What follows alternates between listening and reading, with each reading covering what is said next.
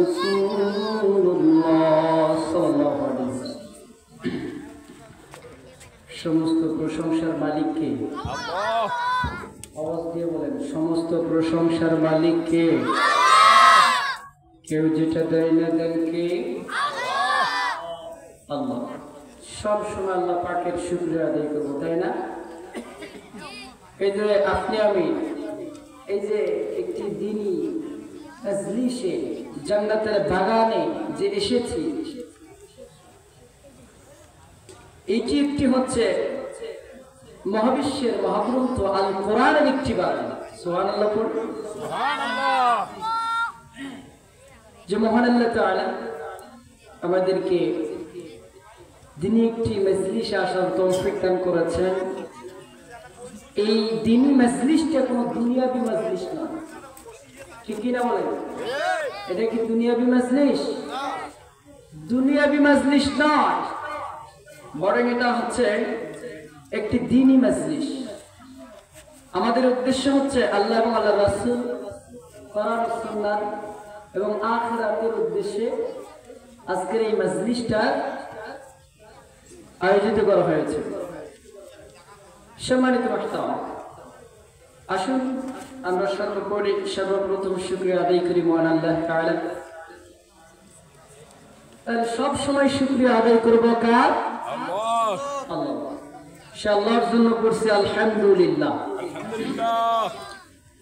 সবাই পড়ছে রব্বানা রব্বানা লাকাল হামদ হামদান কাসীরান তাইয়িবান মুবারাকান ফীহি ইয়া রাব্বি লাকাল হামদ কামা ইয়ানবাগি লিজালালি ওয়াজহিকা وعظيم سلطانك لك الحمد بالإيمان لك الحمد بالإسلام لك الحمد بالقرآن। আমরা সব সময় প্রশংসা করব কার? আমরা এখানে আল্লাহর প্রশংসা করি না, আলহামদুলিল্লাহ বলেন। আল্লাহ পাক যেন তেনার বেশি বেশি প্রশংসা করার তৌফিক দান করেন, বলেন আমিন। আমরা বিশ্বনবীর প্রতি দরুদ পাঠ করি, বলি সাল্লাল্লাহু আলাইহি ওয়াসাল্লাম। সম্মানিত ভাইয়েরা, আমি আপনাদের খেদমতে, আপনাদের সম্মুখে এই মহাবিশ্বের মহাগ্রন্থ আল কোরআন, এটার নাম কি? মহাবিশ্বের মহাগ্রন্থ আল কোরআন থেকে আমি একটা সূরা পাঠ করেছি। সেই সূরাটি একটি আয়াত পাঠ করেছি। ইনশাআল্লাহ এই আয়াতের মাধ্যমে আমি আয়াতকে সামনে রেখে ইনশাআল্লাহ আমি কথা বলবো। আপনারা দোয়া করে দেন, বলেন আমিন।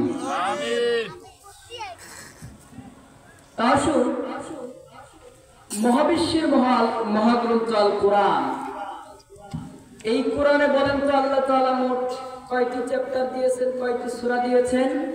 14টা। কথা বলেন, কয়টি? 114টি সূরা। আমি 114টি সূরার মধ্য থেকে যে সূরাটি পাঠ করেছি, এই সূরাটি হলো বানী ইসরা। কোন সূরা? বানী ইসরা। রব্বুল আলামিন এই মহাবিশ্বের মহাগ্রন্থ আল কোরআনুল কারীমে আল্লাহ তাআলা 114টি সূরা নাযিল করেছেন।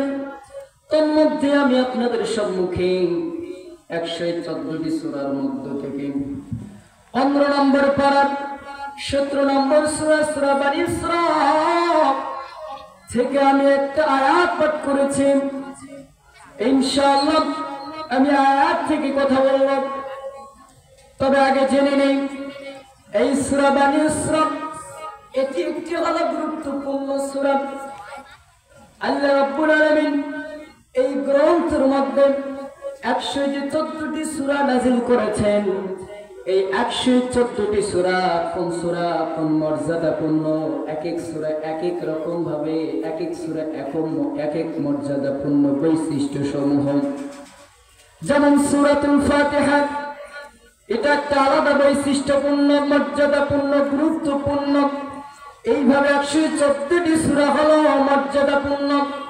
আসুন আমরা এখন জেনে নেই। আমি আপনাদের সম্মুখে সূরা বানী ইসরা পাঠ করেছি, সূরা বানী ইসরার একটি আয়াত পাঠ করেছি। আল্লাহ রাব্বুল আলামিন এই সূরা বানী ইসরার মধ্যে কি বলতেছেন আমরা এখন শুনে নেব ইনশাআল্লাহ। আমি আপনাদের সামনে ব্যাখ্যা করব, তবে তার আগে জেনে নেই সহিহ বুখারীর বর্ণনা এসেছে বিশ্বনবীর সাহাবী আব্দুল্লাহ ইবনে মাসউদ রাদিয়াল্লাহু তাআলা আনহু, নবীজির সাহাবী ছিলেন, কি ছিলেন? সাহাবী। আব্দুল্লাহ ইবনে মাসউদ রাদিয়াল্লাহু তাআলা তিনি নবীজির সাহাবী ছিলেন। তিনি বলেছেন এই সূরা বানী ইসরা হলো বৈশিষ্ট্য সমূহ গুরুত্বপূর্ণ, মর্যাদাপূর্ণ একটি সূরা। আম্মা জান আয়েশা রাদিয়াল্লাহু তাআলা আনহা বলেছেন যে আমি দেখেছি মাঝে মাঝে বিশ্বনবী নফল রোজা দিতেন। যখন এই নবীজি নফল রোজা দিতেন আর রাত্রিতে নবীজি রাত্রিবেলায় যখন তিনি নফল রোজা দিতেন, নফল রোজা দেওয়ার পর রাত্রিবেলায় নবীজি সূরা বানী ইসরা এবং সূরা জুমার পাঠ করতেন। আম্মা জান আয়েশা বলল যদি নবীজি সারা বছর এইরকম রোজা দিতেন তাহলে বানী ইসরা এবং জুমার পাঠ করে যেতেন।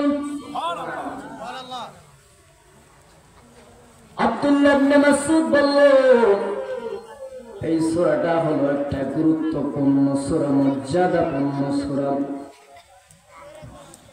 আল্লাহর নবী বিশ্বনবী সাহাবী আব্দুল্লাহ তিনি বললেন আল্লাহ তাআলা 4টি সূরারে মনোনীত করেছে। কয়টি সূরা? 4টি সূরারে মনোনীত করেছে। কোন দিনের মনোনীত করেছে জানেন? আল্লাহ তাআলা ওই যে কিয়ামতের দিনকে মনোনীত করে 4টি সূরা আল্লাহ তাআলা মনোনীত করেছেন। 1 নম্বর হলো সূরা বানী ইসরা, তারপর সূরা কাহফ, তারপর সূরা তাহা, সূরা আম্বিয়া। এই 4টি সূরা আল্লাহ তাআলা মনোনীত করেছেন। রব্বুল আলামিন বলেন ও বান্দারে কিয়ামতের ভয় তোমার অন্তরে, বরং কিয়ামতের ভয় স্মরণ করিয়ে দেওয়ার জন্য, ওই দিনটাকে স্মরণ করিয়ে দেওয়ার জন্য আমি আল্লাহ তাআলা এই 4টি সূরারে মনোনীত করলাম। কয়টি সূরা? 4টি সূরা। মনে রাখবেন সূরা বানী ইসরা, সূরা কাহফ, সূরা তাহা, সূরা আম্বিয়া। এই যে 4টি সূরা রব্বুল আলামিন মনোনীত করেছেন। কোন দিনের মনোনীত করেছেন? কিয়ামত দিবসের জন্য মনোনীত করেছেন। আমাদের এলাকায় যখন মেম্বার চেয়ারম্যানরা দাঁড়ায়,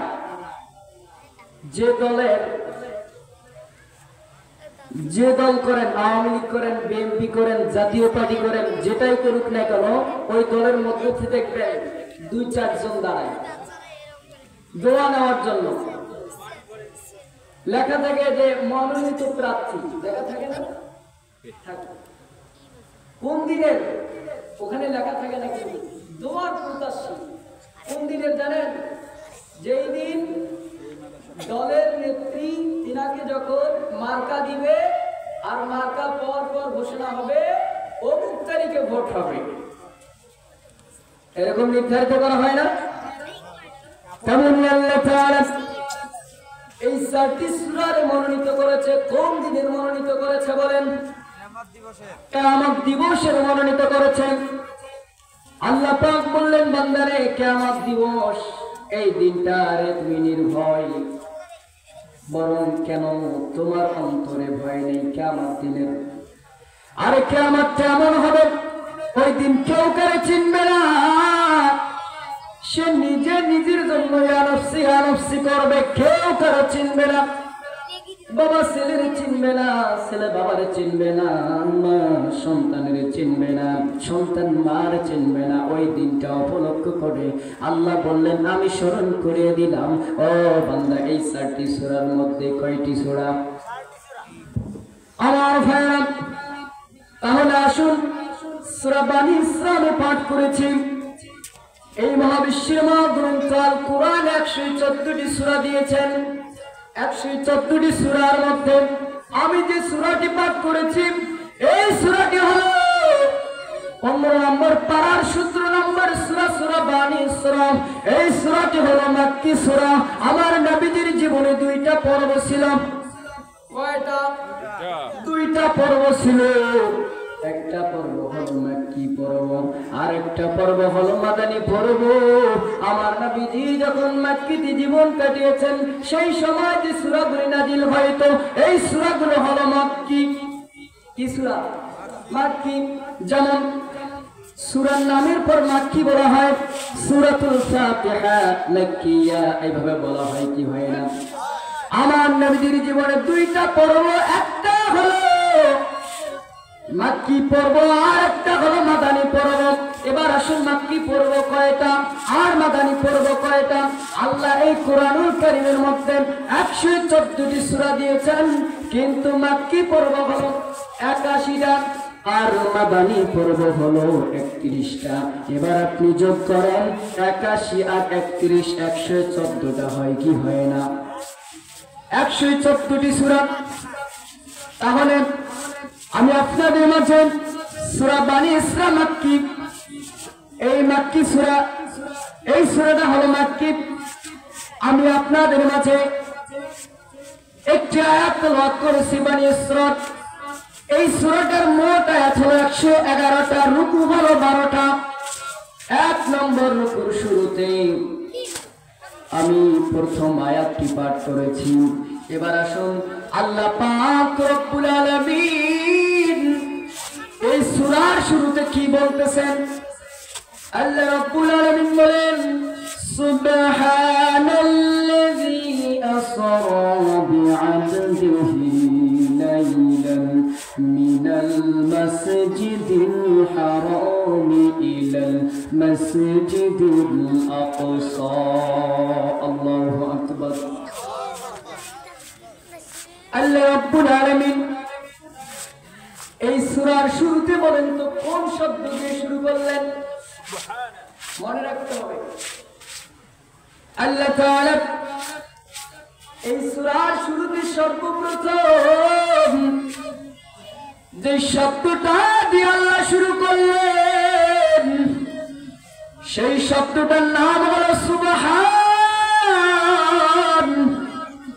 আল্লাহ পাক রব্বুল আলামিন সুবহান নামক শব্দ দিয়ে এই সূরাটি শুরু করলেন। কোন শব্দ? সুবহান শব্দ। সুবহান মানে হলো পবিত্র, তিনি হচ্ছেন পবিত্র। সুবহানাল্লাযী, যিনি পবিত্র। কি থেকে পবিত্র জানেন? যিনি দুর্বল থেকে পবিত্র, যিনি অক্ষম থেকে পবিত্র। বলেন তো তিনি কে? সব কিছুই হচ্ছে কার? আল্লাহ। এই যে আমরা দুই চোখ দিয়ে চাক্ষুষ দেখতে পাচ্ছি চতুর্দিকে, এই সব কিছুর মালিক বলেন তো কে? আল্লাহ তাআলা। আল্লাহ রাব্বুল আলামিন তার মহিমা, তার যে পাওয়ার, তিনি যে ক্ষমতাবান, তিনি সব কিছুই পারেন। আল্লাহ এই সূরার শুরুতেই প্রমাণ করে দিল যে আমি সব কিছুই পারি। আল্লাহ তাআলা সহজটারে কঠিন করতে পারে, কঠিনটারে সহজ করতে পারে। তিনি হচ্ছেন আল্লাহ। এই জন্য আল্লাহ রাব্বুল আলামিন এই সূরার শুরুতে বলল সুবহান।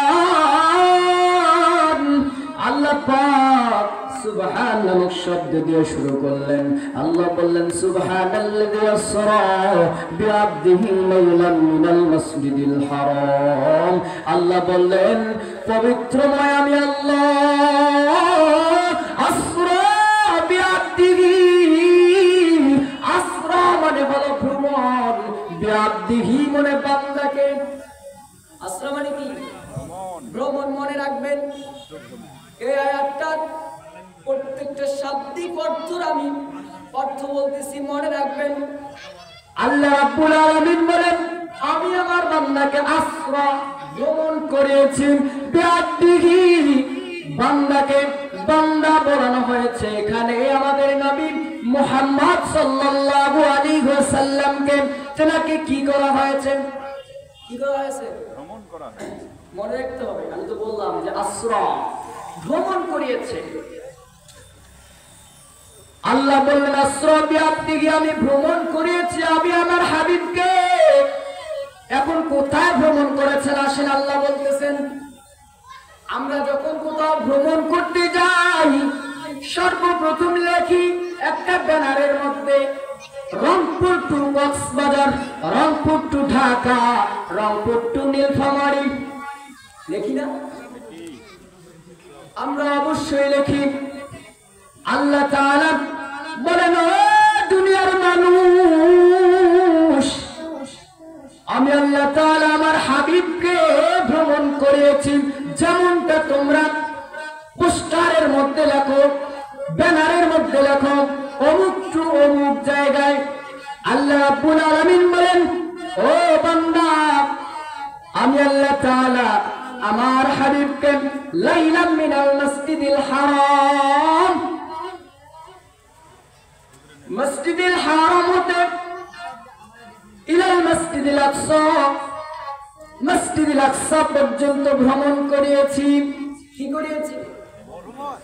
মসজিদুল আকসা পর্যন্ত ভ্রমণ করিয়েছি। এই যে আল্লাহর নবী বিশ্ব নবীকে মসজিদুল হারাম হতে মসজিদুল আকসা পর্যন্ত যে নিয়ে গেল,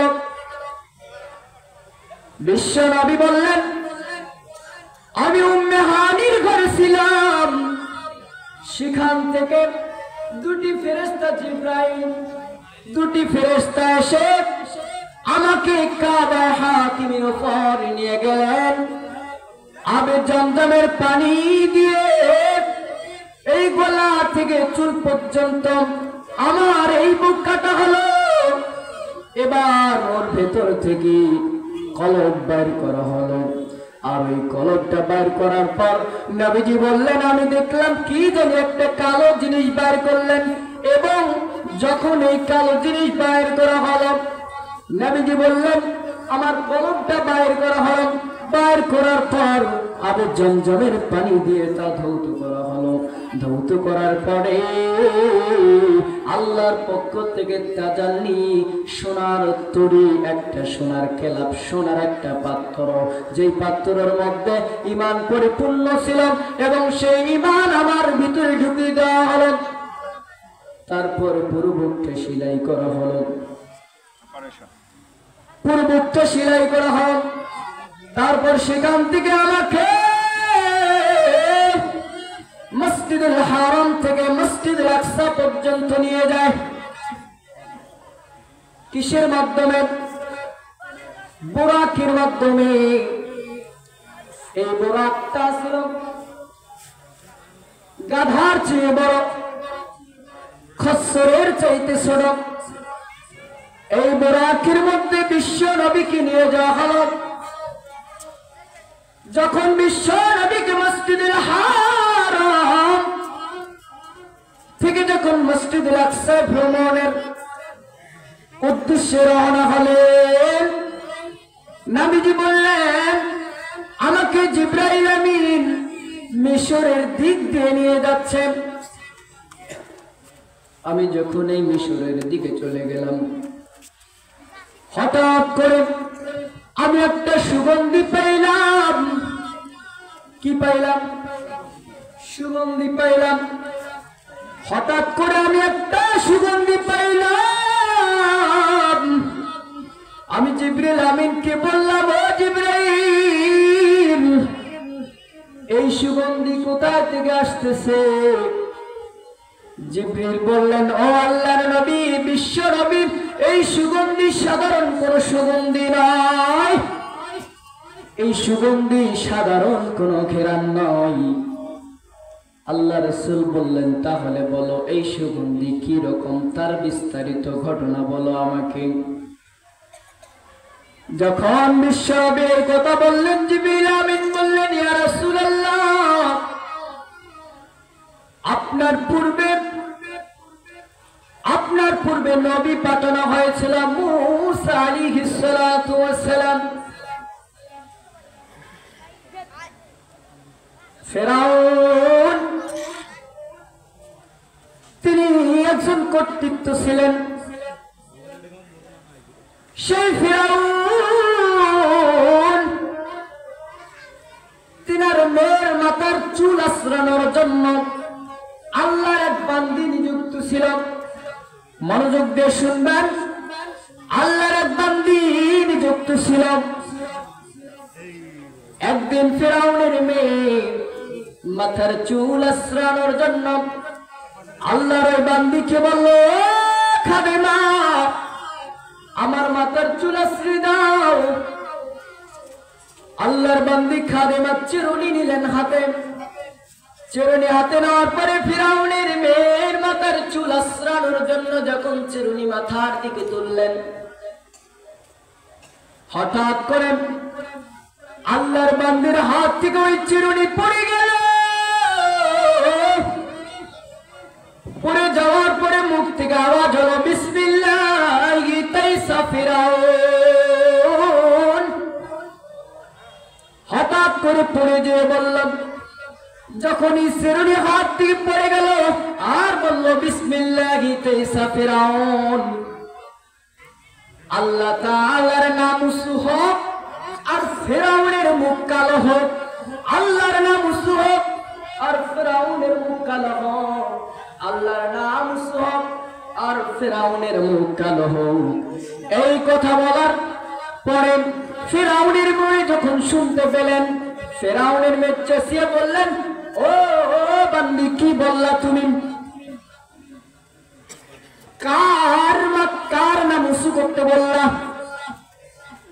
আর তার সাথে আমার বাবার মুখ কেন কালো করতে বললা? এই কথা বলার পর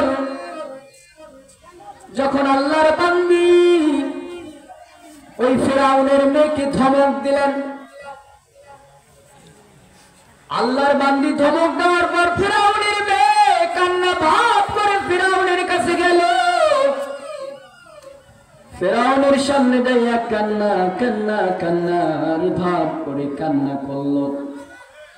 কান্না করার পর বলল, ও বাবা, ওই বান্দি যাকে আমার জন্য চুল আঁচড়ানোর নিযুক্ত করেছ, ওই বান্দি তো কি জানি কার নাম জানি উঁচু করতে বললাম, আর তোমার মুখ থেকে কালো করার কথা বললো। কার সাথে নাকি এটা তুলনা করলাম যে তার মাথা উঁচু হোক, তার নাম উঁচু হোক,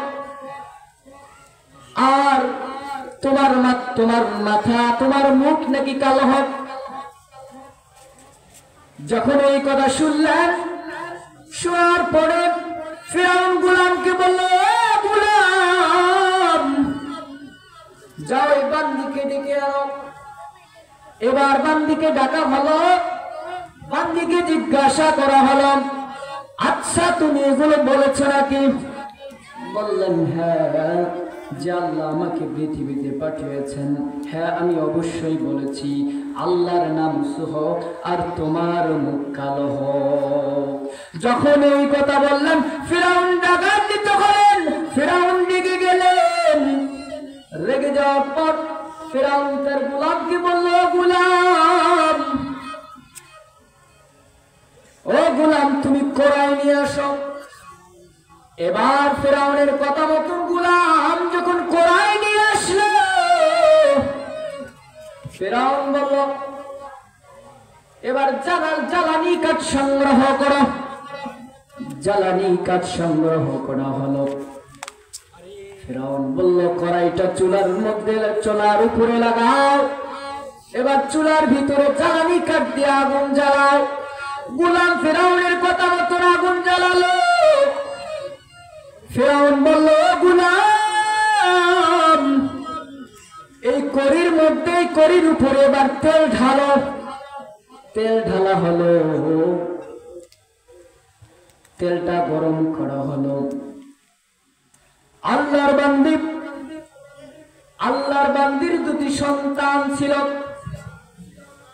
যখন এই উত্তপ্ত আগুনে তেল গরম হয়ে গেল,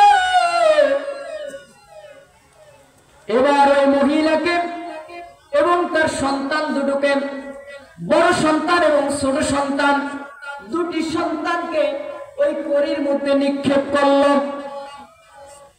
নিক্ষেপ করার পর ওই আগুনের উত্তপ্ত মার সহ্য না হয়ে মা কান্না করে মা কান্না করলাম।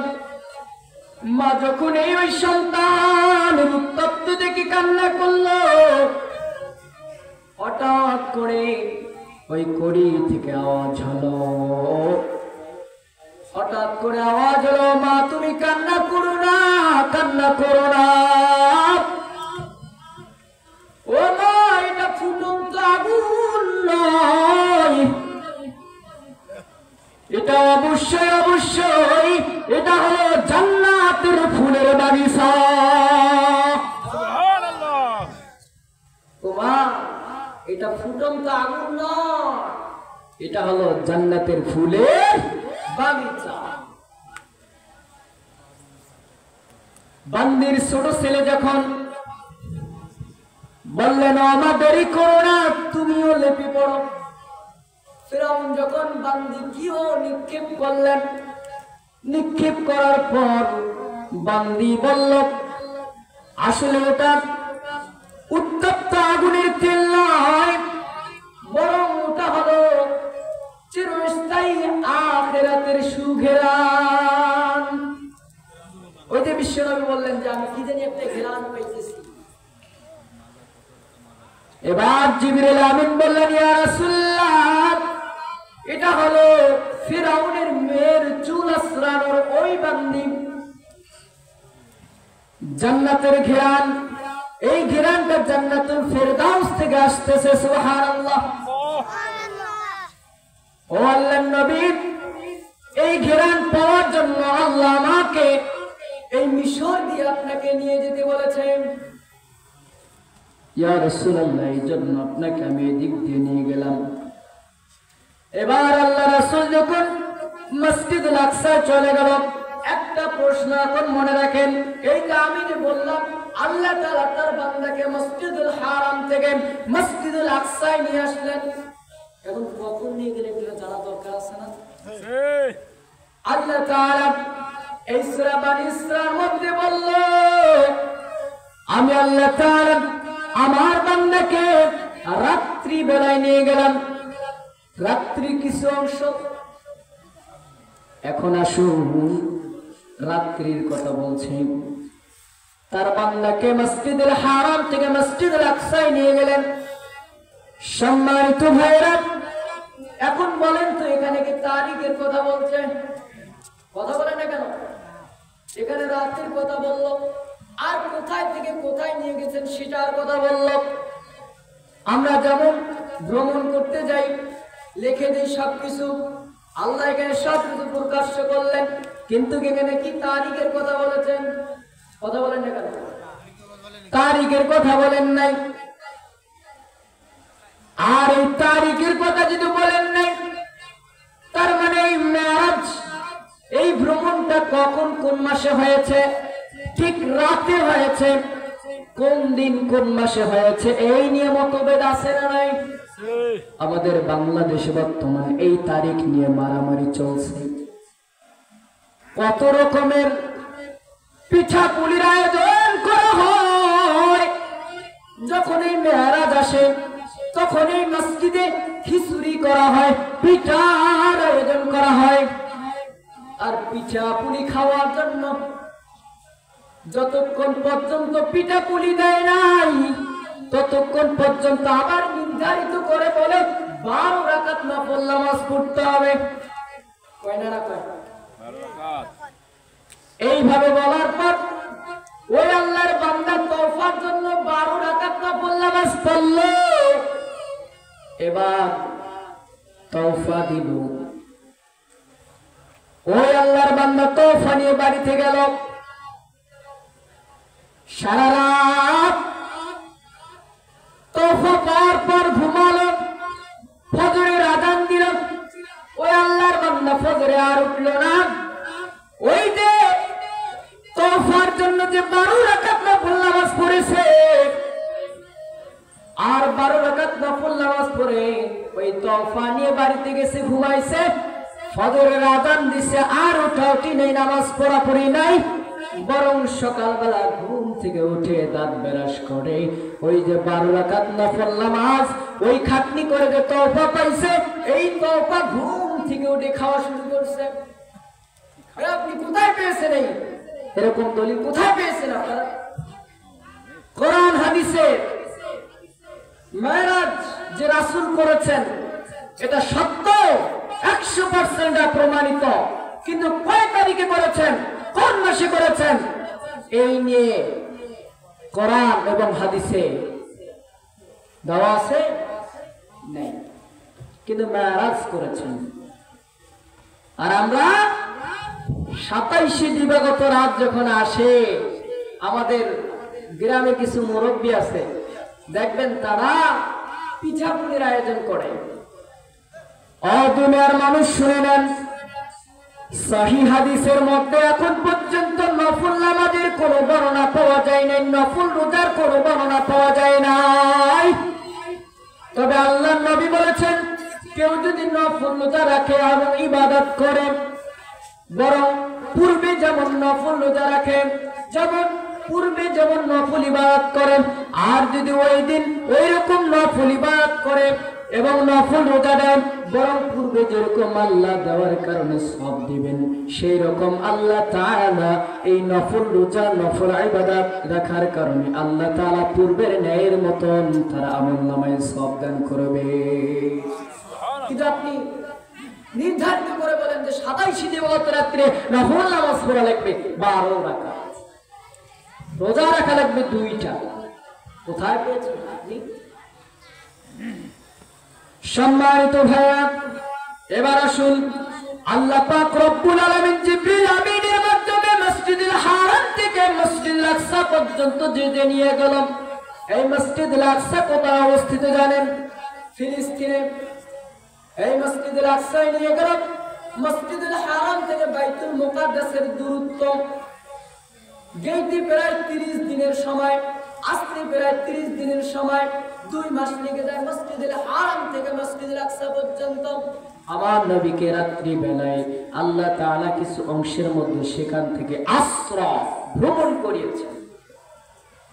এবার নবীজি যে বুরাকি করে গেলেন, নবীজি অন্যান্য নবীরা মসজিদুল আকসায় যে বুরাক যে জায়গায় বাঁধতেন, আল্লাহর নবীও সেখানে বাঁধলেন। আল্লাহর নবী বললেন, জিবরিল আমিন ইশারায় কি জানি করলেন,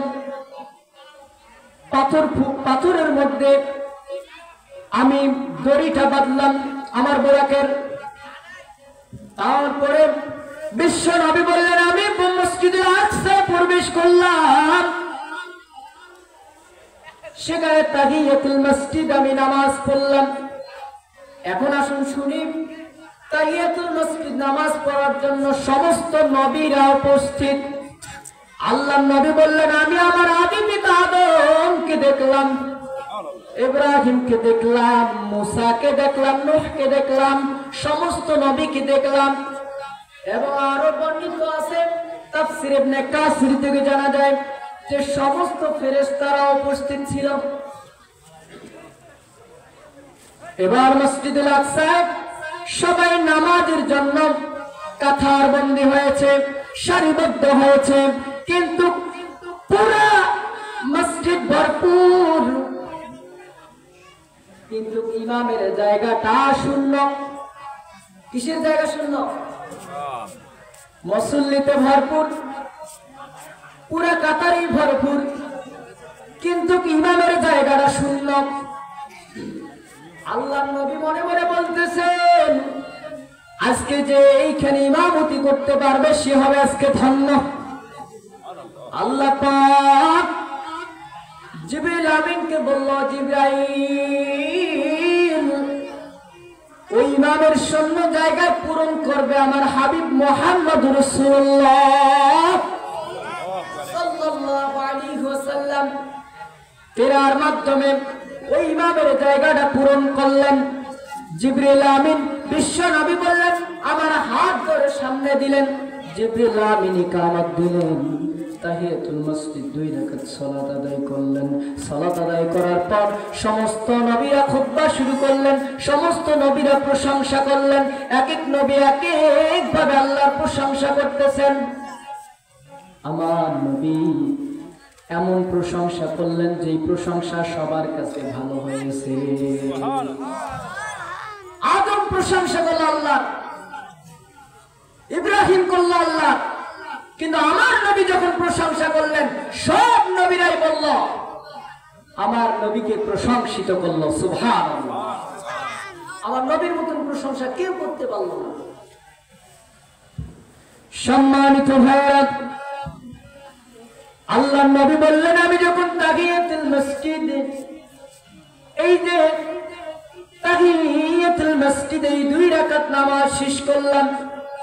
নামাজ শেষ করে দেখলাম জিবরিল আমিন 2টি পাত্র নিয়ে এসেছেন। একটি হলো দুধের কেলাপ, আর একটি হলো শরাব, মদ। যখন এই 2টি সামনে নিয়ে আসা হলো, আল্লাহ নবী বিশ্ব নবী তিনি দুধটা নিলেন, দুধের কেলাপ নিয়ে নবীজি খেলেন। জিবরিল আমিন বলল, ইয়া রাসূলুল্লাহ, ইয়া হাবিবাল্লাহ, আপনি ফিতরাত থেকে পছন্দ করেছেন। ইয়া রাসূলুল্লাহ, আজকে যদি আপনি মদ নিতেন, এই শরাবের পাত্র নিতেন, ইয়া রাসূলুল্লাহ, অবশ্যই আপনার উম্মত পথভ্রষ্ট হয়ে যেত। কি হয়ে যেত? পথভ্রষ্ট হয়ে যেত। যখন এই নবীজি দুধ খেলেন, দুধ খাওয়ার পরে বিশ্ব নবীকে সেখান থেকে আবার উর্দু গমন করলেন। আমি বলেছিলাম আসরা ভ্রমণ করিয়েছে।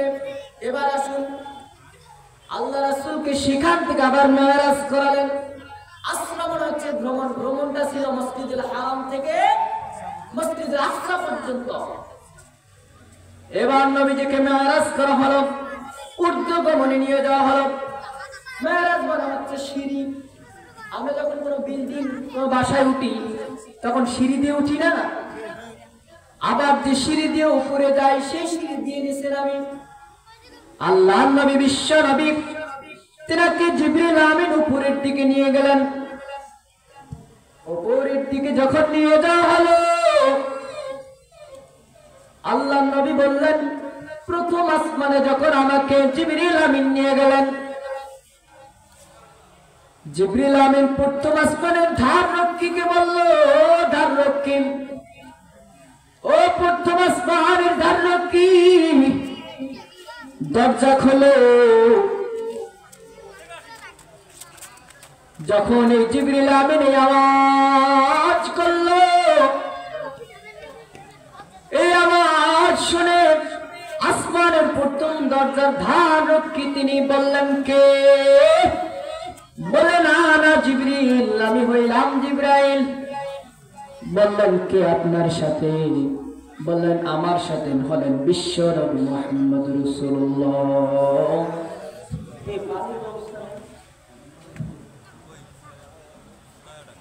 বিশ্ব নবী মুহাম্মদ রাসূলুল্লাহ সাল্লাল্লাহু আলাইহি ওয়াসাল্লাম প্রথম আসমানের ধার রক্ষী বলল, তার কি শোভাযাত্রা শুরু হয়েছে নাকি?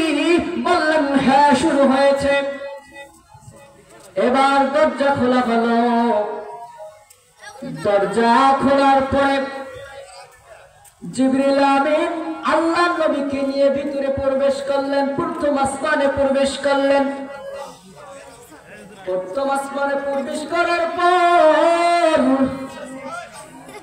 আল্লাহ নবী দেখতে পেলেন সিংহাসনের উপর বসে বিরাট আকার একটা ব্যক্তি। আল্লাহ নবী জিবরাইলকে বলল, জিবরাইল, ওই বিরাট আকার ব্যক্তিটা সিংহাসনের উপর বসে আছে, উনি কে? জিবরিল বললেন, ইয়া রাসূলুল্লাহ, ইয়া হাবিবাল্লাহ, তিনি তিনি আর কেউ নন, তিনি হচ্ছেন আপনার আদি পিতা হযরত আদম আলাইহিস সালাতু ওয়াস সালাম। আল্লাহর নবী বললেন আমি দেখতে পেলাম হযরত আদম ডান দিকে তাকান আর হাসেন, বাম দিকে তাকান আর কাঁদেন। আল্লাহর নবী বললেন ও জিবরিল, এই যে ডান দিকে তাকান হাসেন, বাম দিকে তাকান কাঁদেন, তার কারণ কি? জিবরিল আমিন বললেন ইয়া রাসূলুল্লাহ, ইয়া হাবিবাল্লাহ, ডান দিকে যাদের দিকে তাকাচ্ছেন ওগুলো হলো তেনার সন্তান, বাম দিকে যাদের দিকে তাকাচ্ছেন সেগুলো হলো তেনার সন্তান, দুটোই হলো সন্তানের আত্মা। ডান দিকে যখনই তাকান ইয়া রাসূলুল্লাহ তারা বেহেশতি, বরং দেখে তিনি খুশি হন, আর বাম দিকে যখন তাকান দেখে তিনি কাঁদেন, তার কারণ হলো তারা জাহান্নামী, এই জন্য তিনি কাঁদেন। নবী বললেন আমি দেখলাম আদি পিতা আদম ডান দিকে তাকান কাঁদেন, বাম দিকে তাকান, ডান দিকে তাকান হাসেন, বাম দিকে তাকান কাঁদেন।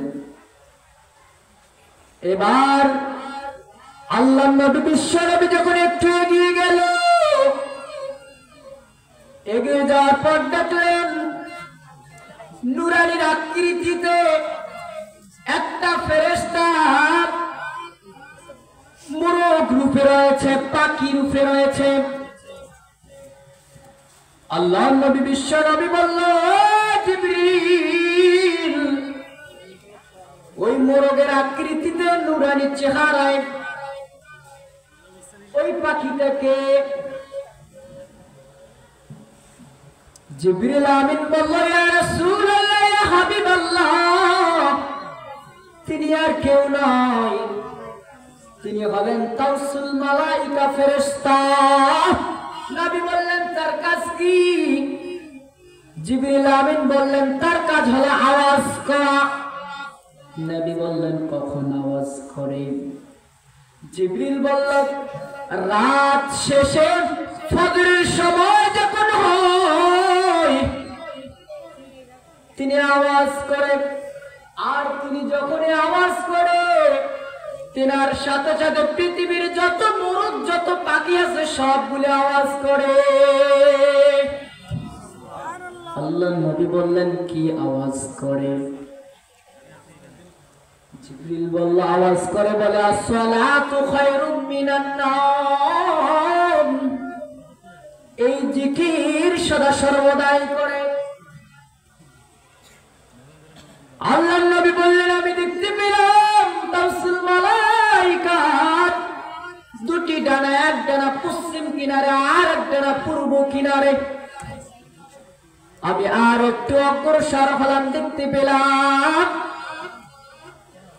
এক শ্রেণীর মানুষ,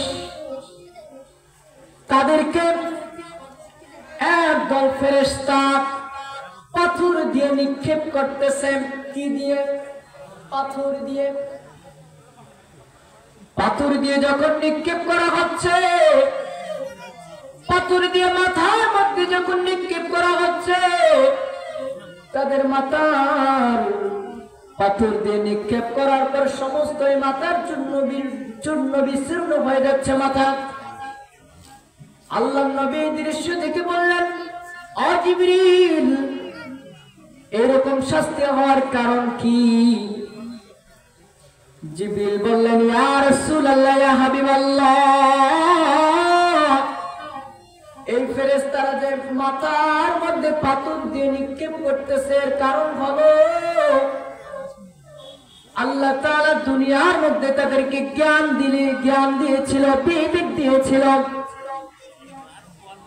ইয়া রাসূলুল্লাহ, ইয়া হাবিবাল্লাহ, তার মাথা উপরের দিকে ছিল, পা নিচের দিকে ছিল, মুখ দিয়ে কথা বলতে পারত, দুই চক্ষু দিয়ে চাক্ষু সুন্দর দেখতে পারত, জবান দিয়ে কথা বলতে পারত, কিন্তু এগুলি দেওয়ার পরেও কিন্তু সে বোবা ছিল।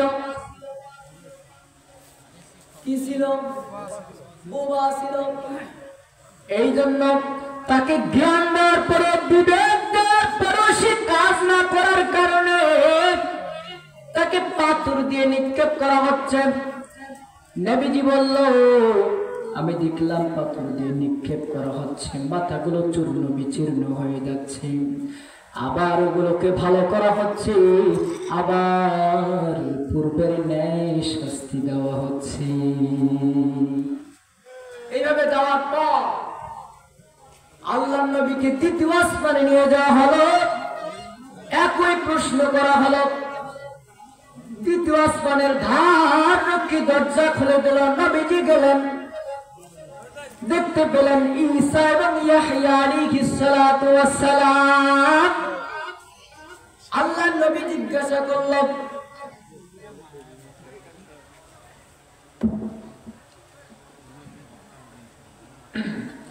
আল্লাহর নবী জিজ্ঞাসা করলেন, ও জিবরিল, ওই দুইটি ব্যক্তি বসে আছে, ওই দুইটি ব্যক্তিকে?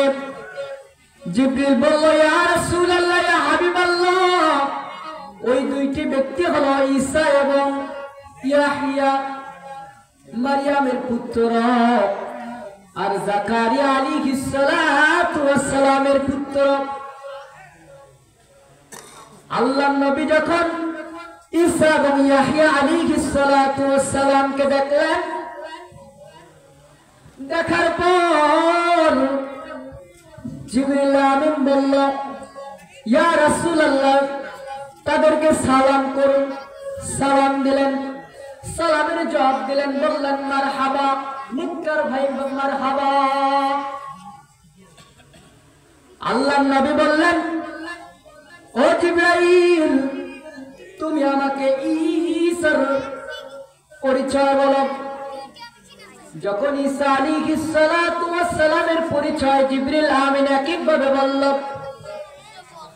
জিবরিল আমিন বলল, ইয়া রাসূলুল্লাহ, তিনি সাধারণ কোন নবী নয়। আল্লাহ তাআলা তাকে তিনটা জিনিস দিয়েছিলেন। এক নম্বর হলো, ইয়া রাসূলুল্লাহ, তিনি মাটির মাধ্যমে পাখি তৈরি করে আকাশে উড়াতে পারতেন। আবার অন্ধ ব্যক্তিকে, জন্মান্ধ ব্যক্তিকে ভালো করতে পারতেন। আবার কুষ্ঠ রোগীকে ভালো করতে পারতেন। ইয়া রাসূলুল্লাহ, তিনি অন্য কোন নবী নয়, তিনি সাধারণ কোন নবী নয়।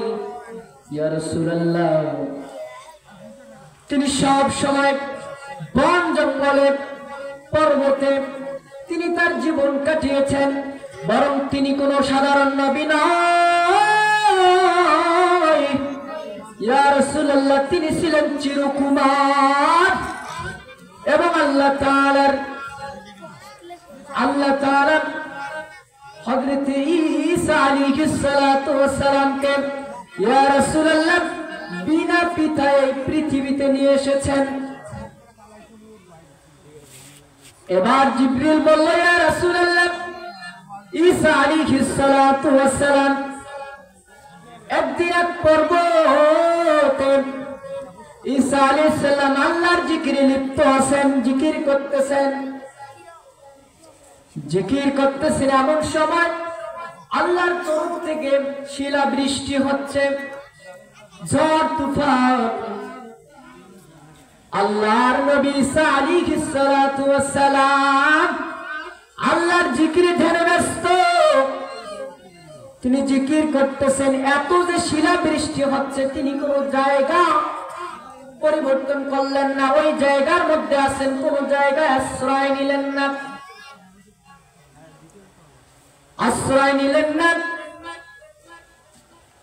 আল্লাহর নবী ঈসা আলাইহিস সালাতু ওয়াস সালামের এই দৃশ্য দেখে ফেরেশতারা আল্লাহর কাছে বলল, হে আল্লাহ, আপনার নবী ঈসা তিনি আপনার জিকিরে লিপ্ত আছে, এত শিলা বৃষ্টি হচ্ছে। হে আল্লাহ, আপনার জিকিরে তো তিনি লিপ্ত আছেন, আল্লাহ বললেন, ও ফেরেশতারা, তোমরা যা দেখেছো তাই তো বললা, ঠিক আছে, কিন্তু তোমরা কি জানো আমার ঈসা আমার ধ্যানে মুগ্ধ, কোন জায়গা তিনি আশ্রয় নেননি, বরং শোনো, এই শিলা বৃষ্টিতে আমার জিকির করার কারণে আমি জান্নাতুল ফেরদাউসে আমি হুরের সাথে ঈসারে বিয়ে দিব।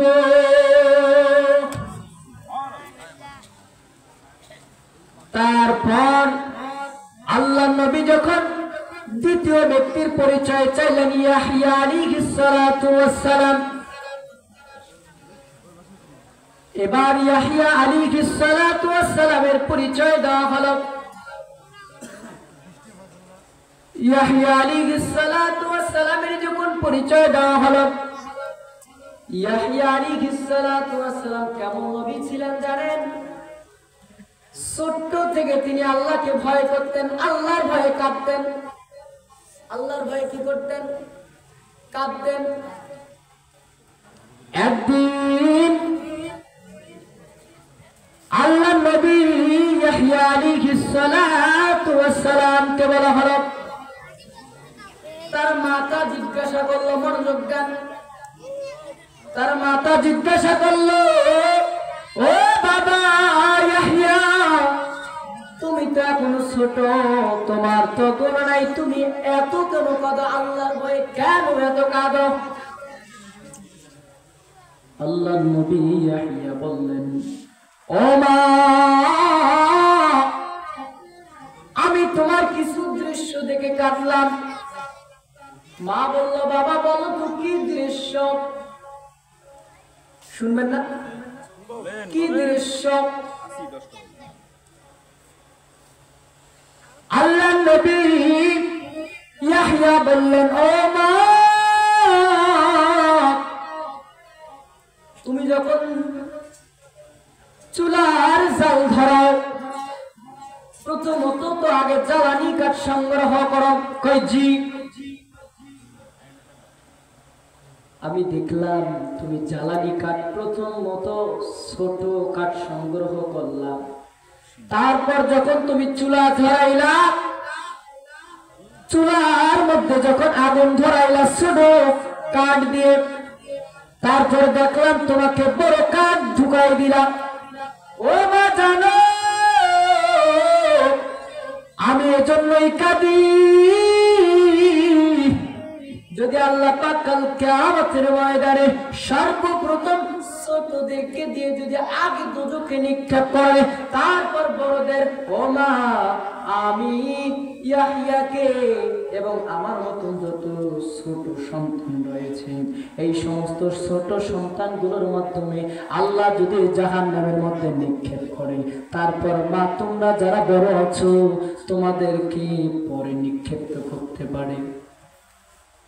ও মা, আমি এজন্যই কাঁদি, আমি এজন্যই কাঁদি যে প্রথমত তুমি জ্বালানোর জন্য ছোট কাঠ দিলা, তারপর বড় কাঠ। আল্লাহ যদি দুটোকে আগে আমাদেরকে দিয়ে দেন, তারপরে বড়রা, এর জন্যই আমি তার ভয়ে কাঁদি। আল্লাহ নবী বিশ্ব নবীকে তৃতীয় আসমানে নিয়ে যাওয়া হলো। তৃতীয় আসমানে যখন গেলেন, তৃতীয় আসমানে আল্লাহ নবী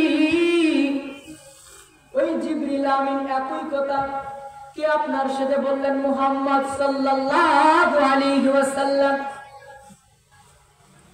তেনার যাত্রা কি শুরু হয়েছে? বলেন হ্যাঁ। তৃতীয় আসমানে প্রবেশ করলেন। আল্লাহ নবী যখন তৃতীয় আসমানে গেল,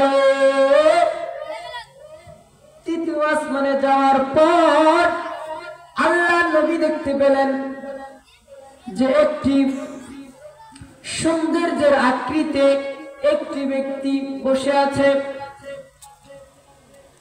আল্লাহ নবী জিব্রাইলকে বলল, ও জিব্রাইল, তিনি কে?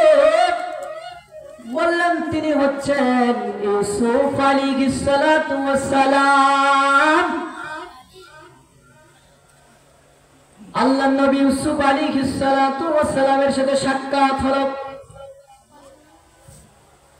তারপর আল্লাহর নবী বললেন আমি দেখতে পেলাম যে আল্লাহ তাআলা ইউসুফ আলাইহিস সালামকে এত সৌন্দর্য দিয়েছেন যে এই পৃথিবীর অর্ধেক সৌন্দর্য এই ইউসুফকে দেওয়া হয়েছে, আর অর্ধেক সৌন্দর্য দেওয়া হয়েছে পৃথিবীর মানুষকে। তারপর সেখান থেকে চতুর্থ আসমানে নিয়ে যাওয়া হলো। এইভাবে যখন চতুর্থ আসমান, পঞ্চম আসমান, ষষ্ঠ আসমান, সপ্তম আসমানে নিয়ে যাওয়া হলো।